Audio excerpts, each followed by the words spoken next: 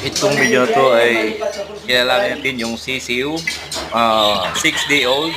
Malalaman natin kung babae siya or lalaki. 15 pieces na ano yan, na sisiw. Ang babae, ayun po yung babae, yung ano, pagtihaya siya, tinitihaya din. Hindi yan siya, hindi yan tatayo. Talagang nakataya, yung parang tao, na kapag itihaya mo, handang tumanggap ng ano, basta tihaya lang. Yan. Diba? So, ngayon, sa 15 bali 5 na bilisan din. Yung lalaki natin, diba? Yung napili ko na kasi yan.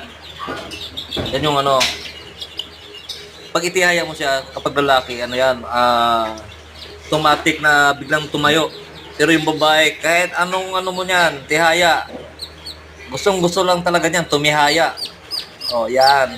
Kaya sa mga nagtatanong, kung paano natin yung malalaman yung babae at lalaki, ayan na, nalinawan kayo.